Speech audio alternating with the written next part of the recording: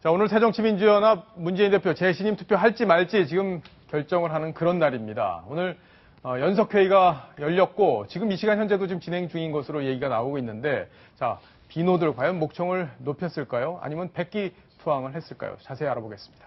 심정숙 기자. 네. 비노들이 오늘 나오긴 나왔습니까, 회의에?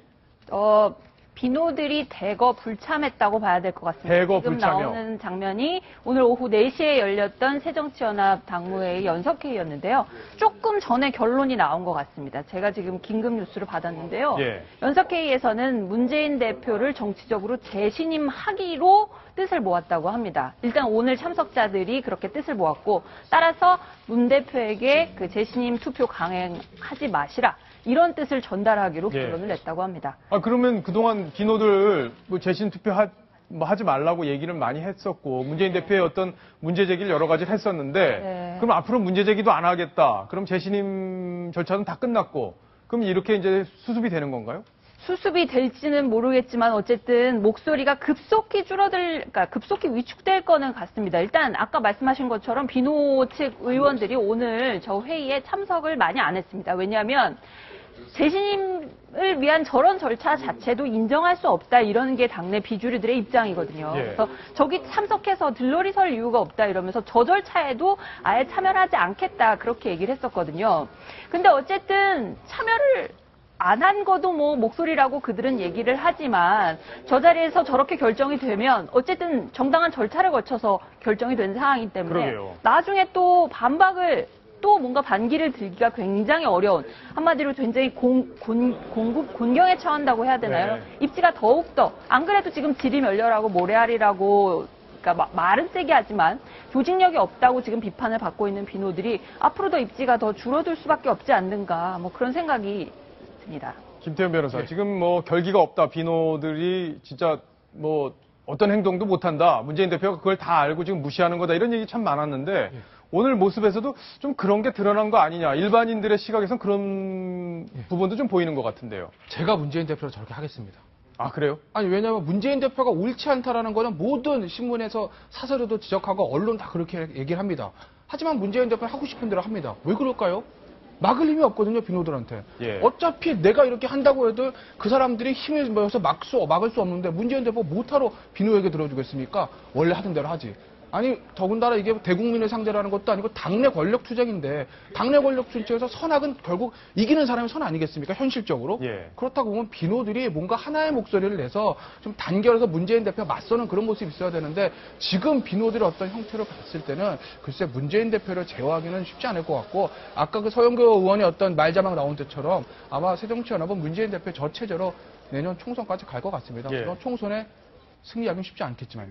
박성원 논설위원. 네. 결국엔 문재인 대표는 나 흔들지 말라는 취지로 재신임 얘기를 처음에 꺼낸 건데, 이 비노가 빠진 상황에서 저런 결정을 한다는 게 어떤 의미가 있을지 좀 애매해 보이긴 합니다. 네. 정치적인 재신임이죠. 예. 사실은 재신임 절차 자체가 당원 단계에 없는데, 지금 한마디로 마이웨이를 선언한 겁니다. 비주류들이, 혁신안이 잘못됐다, 혁신이 아니다, 그리고 문재인 대표가 퇴진해야 된다, 이것을 따로 얘기는 했지만, 만약에 그것을 정식으로 관철하려면 전당대회 소집을 요구해서 문재인이 얘기하는 혁신안과 다른 정식 노선을 채택을 하고, 네. 새로운 지도부를 구성하는 것이 기본적인 당원 단계 절차입니다. 근데 그렇게 못했어요. 왜? 그만큼 응집력과 힘이 없는 겁니다, 비주류가. 그러니까 이 견적을 딱 내고, 오케이, 자, 내가 재신임 해도 이건 반드시 당선되는데, 이거 그렇게 할래 말래, 이렇게 해서 끽소리 할래 안 할래 라고 하는데, 그거에 들어오지 않고 그냥 불참하는 것으로 소극적 거부를 했죠. 이거에 대해서는 이 다수 우리 당의 의사로 확정을 할 테니까, 오늘 여기서 의원들과 당무위원들께서 제발 대표님 이제 물러가지 마시고 끝까지 당을 주도해서 총선 치러 주십시오. 오늘 이 정치적 박수를 쳤기 때문에, 이거에 대해서는 이제는 딴소리를 말고 당을 나가든지, 아니면 있으면 끽소리 말고 이 주도 아래 앞으로 공천 절차에 이 승복을 하든지, 이것을 공식 확인한 자리입니다.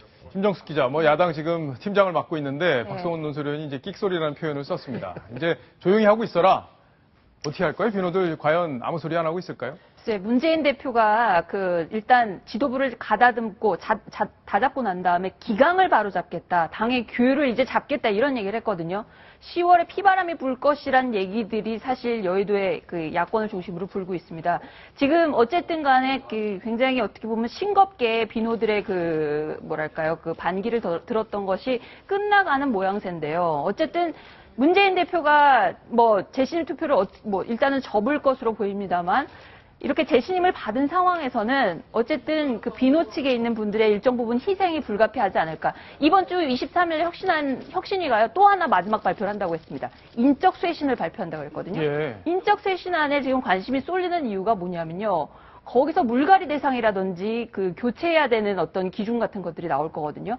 중진 의원들이 이 부분에 되게 지금 민감하게 지켜보고 있습니다. 예. 자, 이제 다시 재신임을 받았으니까 칼을 좀 휘두를 수 있는 그런 여건이 된 것 같은데요. 앞으로 이 총선 진행되는 과정에서 여러 가지 얘기들이 나올 것 같습니다. 지금 80석도 어렵다 이런 얘기들까지 나오고 있고 이게 외부뿐만 아니라 내부에서도 나오고 있는 그런 상황이고 국민들도 이 얘기에 상당 부분 공감하고 있는 그런 상황입니다. 야당이 어떤 모습으로 변신해서 총선을 치르게 될지 아주 면밀하게 지켜보도록 하겠습니다. 자, 이제 다음 소식으로 넘어갑니다. 다음 소식 바로 이겁니다.